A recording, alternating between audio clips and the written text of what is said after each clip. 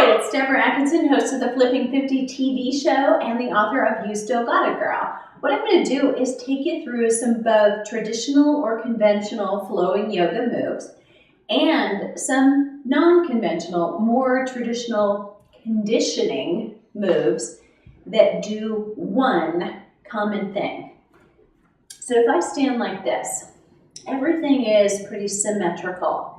What happens when I, say, cross my legs over the midline or cross my arms over the midline is this.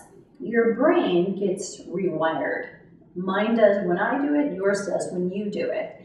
That's good for all things cognitive, memory, problem solving, making sure that you're able to focus and concentrate. So I'm going to show you how you can actually take a really simple 10-minute routine. You could even cut it in half and get some of these same kinds of moves. So I want to point out the ones to you that are most valuable to your brain. We're going to start at the front edge of your mat. So modify in any way that you need to. And I'll call out a couple of them, but I really want to point out the brain benefiting things. So I won't hit all those things. Drop your heels down into the floor. You want to feel the balls of your feet down. Lift the crown of your head up. Soften your knees slightly. And from right here, we're going to take a breath in and just dive forward. This is just a simple forward bend. Relax the head down. You're going to come up and do a nice long spine stretch to the front. And then exhale and you go a little deeper. Now, just for the sake of the video, I'm going to take this a step further right now, even before we're quite ready. We could repeat that forward fold a few times and then go on to this. So coming up, so we're preparing here for chaturanga. Still pushing back through the heels, head up, and then lowering down, keeping the shoulders above your elbows. Inhale, coming into upward facing dog, open through the chest. You want to push with your feet, pull with your hands. And then exhale, using your belly strength to raise you up. And you're going to set those feet in. Now this part, again, we could repeat just this 2 or 3 times to make sure we were good and warmed up. What I want to do is take you right on to the next stretch. You're going to take your right foot forward, right in front of your hands, and spin your left foot out. From this, you're going to inhale and come up, raising the arms up, and then exhale. Now, we're still very much in alignment. Nothing's crossed over the midline yet, okay? On the exhale, I want you to go ahead and come down, palms to the floor. So we've got to loosen up those hips. Step back before we can really go on and open, crossing. Exhale and lower. Inhale, coming into upward facing dog. Open the chest, shoulders back. And then exhale into your downward facing dog. You're going to take your left foot forward, right between your hands. Right foot spins out. And then inhale, lift up. And again, still in this warrior one pose, we're dropping down. No pressure on that front knee because the weight's on the heel. But nothing's really crossing. Now, we're going to change that. Palms are down. So I'm loosening you up through the hips just a bit. Step back into that plank pose. Inhale at the top. And then exhale, lower in chaturanga. Inhale, just before the bottom. Exhale. Open and bring it down.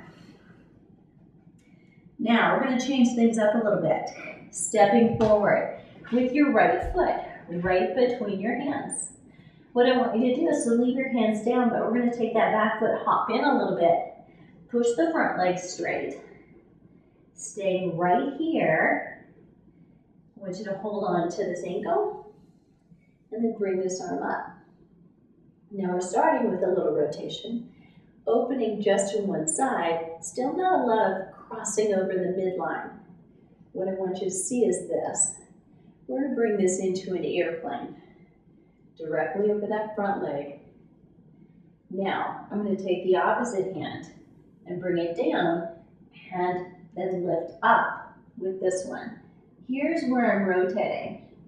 Nice and long, lifting, Opening the chest and the back. And then coming up, holding here in this airplane pose.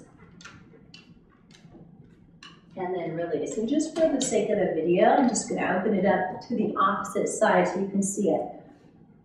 So I've got my stance right where it needs to be. I'm going to push my hip back. Hands come down. Remember, when you're putting a hand on this leg, it's not putting pressure on the knee. It's just gently resting here. Arm comes up.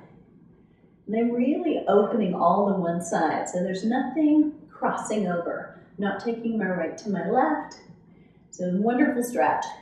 But it doesn't do the brain as much good as this next one when I'll be turning away from you. Hold here. Now as you get ready, you're going to rotate toward the opposite side. This hand comes down. You could put it on a block if you needed to. Arm comes up, lift, and rotate. Looking up at that hand if you can.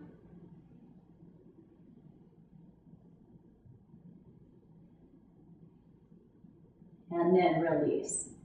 So great rotation. Come right back in here. I'm going to bring you right back and into the center. Now, another little slightly simpler one.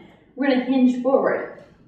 So from the hip, really pressing the weight back into my heels, leaning forward from the hip with a flat back as far as I can, and then I let my back round. And as I hang down, again, very symmetrical. So if you drop a line right through my head, should be about the same on both sides.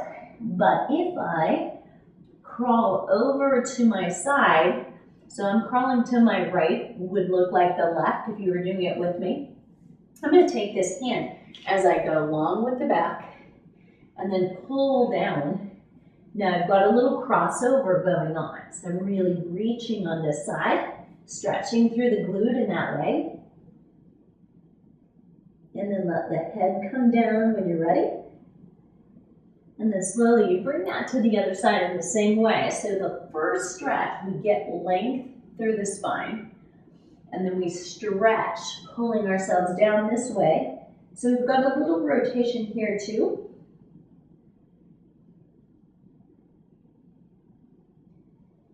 And then relax. As you bring it back to the middle, I'm going to have you slightly bend your knees. You can round through the lower back as you come up that way. Now I'm going to take you into a prayer pose. This is another where you're actually crossed. So there's a lot of being like a pretzel in this pose. What I want you to do to get here, and we can get here from different ways. Let's just start with a long stretch and a forward bend coming down. Inhale and reach up with the head and neck. And then exhale, step back into a plank pose. Pushing back through your heels. Inhale at the top and exhale, slowly come down. And inhale into your upward facing dog. And exhale into downward facing dog. Now you're going to take your right foot right between your hands. And then coming up, you're actually not coming very high on this one. What you're going to do is take your hand, so your elbow comes on the outside of that knee. So I'm using it for leverage. And I'm going to turn around here so you can actually see this side better. So I take that elbow and I really press, but then I lengthen through the back. So I'm not rounding over here. Really important. You want to think about pushing back through the back heel and then dropping down. Now again, I've got that brain work going on. Great spinal rotation, great hip opener. There's lots of physical things going on, but I've got this rotation. So I'm turning my brain focused. I have to concentrate because it is a balance exercise. And then release. What I'm going to do is have you just switch sides. And I'll show you this setup again. This time I'll turn away from you just so you get a sense of what it does look like now that you know what happens. So you're pressing back. I'm going to bring my hands into a prayer pose. Elbow comes on the outside of that knee and then I use it for leverage to push. Looking up, dropping the hip down. So definitely a lot of physical work, but there is also a lot of brain work going on. Go ahead and step back. Let's take this. Inhale right here at the top. Exhale, lower to chaturanga. Inhale, come into upward facing dog. Exhale, use your belly strength to come into your downward facing dog. Press through your hands. Drop your head down.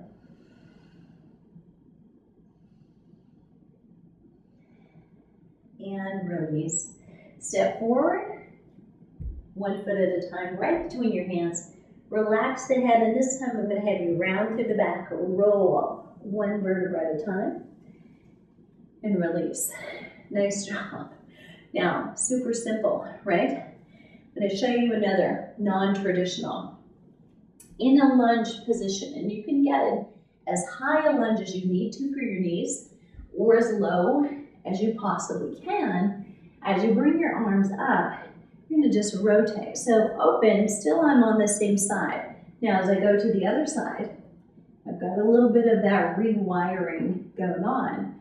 Again, super simple, but an easy way to get some of that crossing over going on as my legs, my arms are going in the opposite direction. So I've got my left leg forward, my right arm reaching all the way past it. Better for the brain. So anytime you're doing warm-ups where you're crossing things over the midline, you're actually causing your brain to have to think slightly more. So think about incorporating some of those things. So it's not just a jumping jack, maybe here, but if you're able to do a jumping jack, you're able to go here and cross in once in a while. It doesn't take a lot to do some conditioning exercises. You can reach fatigue fairly quickly. The brain doesn't need a lot of repetition either. It just needs to get it regularly and stimulate so that you can make sure you fire some of those synapses that otherwise don't get worked. So you can do better memory, more focus, better concentration, better problem solving. It's great for your brain and for your body. That's your flip for today.